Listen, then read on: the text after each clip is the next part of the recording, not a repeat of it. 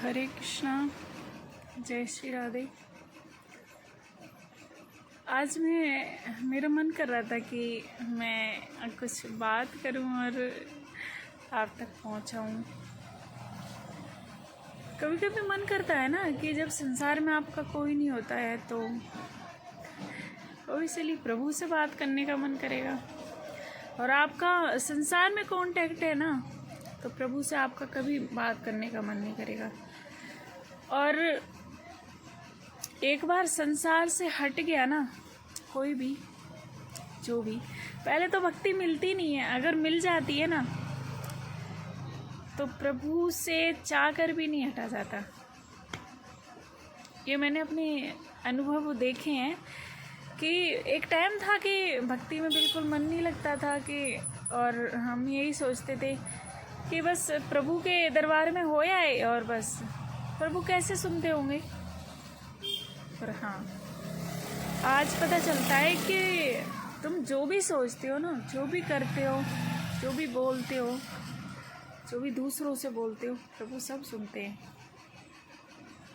वो क्योंकि ना हमारे हृदय में ही बैठे होते हैं। और सच्ची भक्ति उस दिन आ जाती है जब आप निष्काम प्रेम मांगने लग जाओगे ना और प्रभु के लिए रोने लग जाओगे, तो समझ लेना कि आपके अंदर है निष्काम भक्ति जगने का मतलब आरंभ हो चुका है। और जब प्रभु तो इतने कृपालु हैं, मैं तो उनकी कृपा का वर्णन शायद कर नहीं सकती इस जन्म में या एक वाणी से या स्वाद एक कानों से, और कभी ले नहीं सकती। मैं तो चाहती हूँ कि प्रभु, अगर आपने अपनी इतनी मीठी कथा बनाई तो ये कान एक नहीं बनाने चाहिए थे, पूरे अंग में कान बनाने चाहिए थे, ताकि वो रस इंसान पी सकता। और उस रस का स्वाद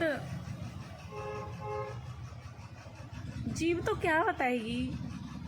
जीव को एक मीठा खिला दो तो वो मीठे का वर्णन नहीं कर सकती, तो हमारे प्रभु तो मीठा बनता है, वो भी संसार से ही बनता है।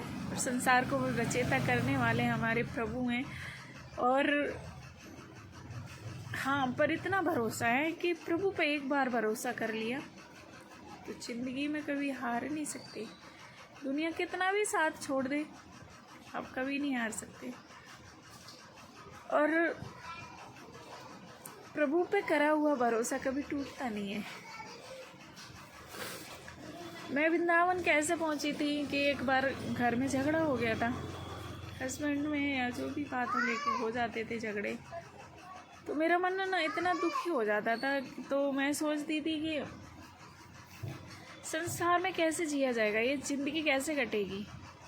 बहुत मुश्किल लगता था, बहुत मुश्किल भी लगता था। और ये ऐसा भी लगता था कि ये ज़िंदगी काटना असंभव है, मेरे से तो शायद असंभव ही थी।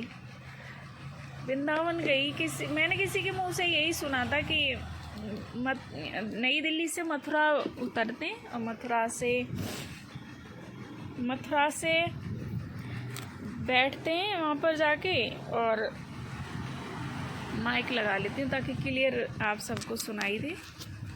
मैं जो बोल रही हूँ शायद सुनाई दे, तो फिर फ़ायदा भी नहीं है ना ऐसे वीडियो बना के, अगर सुनाई नहीं दे रहा हो तो मैं सोचती थी कि मथुरा उतर गई, गुस्से में गई हुई थी और एक्सप्रेस गाड़ी थी, मैं उसमें बैठ गई। जाके बैठने के बाद मैं एक शॉल थी मेरे पास, वो भी फटी शॉल थी, वो शॉल ओढ़ के मैं बैठ गई। और प्रभु की इतनी कृपा रही है मेरे पे कि उस वक्त किसी ने मेरे से ये नहीं पूछा कि तुम्हारे पास टिकट है या नहीं है। और आज तक का अनुभव बताऊं मैं, मेरे को 8-9 साल हो गए वृंदावन जाते हुए। उनसे जो मिला है वो तो शायद मैं वर्णन कभी नहीं कर सकती, क्योंकि वो लाड़ इतना देते हैं ना, इतना लाड़ देते हैं। तुम उनको पति स्वीकार करो या माँ बाप स्वीकार करो या कुछ भी स्वीकार करो, वो रिश्ता निभाने ज़रूर आते हैं। तो मैंने तो उनको पति स्वीकार कर रखा है, इसलिए कि मुझे पति से कोई संतुष्टि नहीं मिली, ना पति का प्रेम मिला, ना पति से इज्जत मिली। इंसान के लिए ये कि चीज़ काफ़ी नहीं होती है, कि बिस्तर पे सोना या फिर उसकी इच्छाएं पूरी करनी। उसकी इच्छा औरत की सिर्फ इतनी होती है कि पति इज्जत दे और इज्जत करे। मैंने बहुत कोशिश करी अपना रिश्ता निभाने की, पर आज तक नहीं निभ पाया। मेरी शादी को शायद 2015 में हुई थी, आज 17 साल हो गई, पर ये रिश्ता नहीं निभ पाया। माँ बाप ने यही बोला कि नहीं तुम्हें निभाना पड़ेगा, फिर मैंने माँ बाप की मानती रही, पर आज वो हमेशा छोड़ के मुझे चला जाता है। कभी ये सोच नहीं होता कि मैं बच्चों को लेके कैसे रहती होंगी या कैसे करती होंगी काम। मेरे पास काम बहुत है कि गाय मैंने रख रखी थी, घर का काम था, ये दुकान भी है, दुकान भी संभालती हूँ मैं। संभालती हूँ इसलिए हूँ क्योंकि मुझे कहीं से सपोर्ट नहीं है, और बच्चों की पढ़ाई के लिए भी थोड़ा बहुत खर्चा, एक जन की मुझे सपोर्ट भी है, तो उससे मेरा थोड़ा हाथ ठीक रहता है, सपोर्ट कर देते हैं। मैं नाम नहीं लेना चाहूँगी उनका, पर बाकी बहुत खर्चे होते हैं।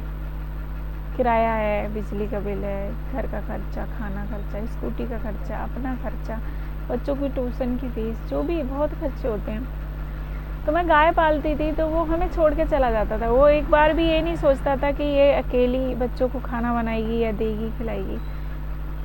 तो वो हमारी ज़िंदगी से जा चुका है, और मैंने भी उसको ये बोल दिया है कि तू चला ही गया है तो तू जहाँ है ना वहाँ खुश रहे, हम जहाँ हैं वहाँ खुश हैं। ठीक है, कोई नहीं, बच्चे हैं, जब तक ज़िंदगी काटेंगे अच्छे से, बाकी नहीं होता है तो कोई किसी पे जोर थोड़ी नहीं है ना। तो यही सब चीज़ें हैं। बाकी की मैं तो यही कहूँगी कि प्रभु से प्रेम करो, संसार से आपको कभी धक्के नहीं मिलेंगे। धक्के मिलेंगे पर आपको एहसास नहीं होगा उन धक्कों का, क्योंकि प्रभु इतनी हिम्मत देते हैं कि आप संभल सको, आप अच्छे से रह सको। मिलती हूँ आपको अगली वीडियो में। मेरा मन करा कि मैं आपके लिए कुछ अपनी दिल की बातें शेयर करूं। अच्छा लगता है कोई जब एक दो कमेंट करता है ना, तो मेरी तो अभी नई वीडियो है या मैंने डालना शुरू करी तो उसमें आते हैं तो बहुत अच्छा लगता है। अगर कोई गलती है मेरे भजन में या किसी चीज़ में, हाँ मैंने ये भी डिसाइड करा है कि मैं गाऊंगी तो सिर्फ कृष्ण के भजन, भोले बाबा के और हनुमान जी के ही भजन गाऊंगी, और माता रानी जो भी भजन ही गाऊंगी, पर गाने मैं नहीं गाऊंगी। मुझे पसंद भी नहीं है गाने, क्योंकि जो इंसान अपने आप के लिए समर्पित कर देता है तो उसको क्या चाहिए, अपने प्रभु को रिझाएगा वो। मैं अपने राधा रमन लाल को रिझाती हूँ, उनके अलावा मुझे कोई पसंद ही नहीं है। तो ये दिल की बातें आप तक रखी। प्लीज़ अगर आपको पसंद आए तो सब्सक्राइब और शेयर और कमेंट करके ज़रूर बताएं। और मुझे आप लोगों की बहुत ज़रूरत है, आपके सपोर्ट की, क्योंकि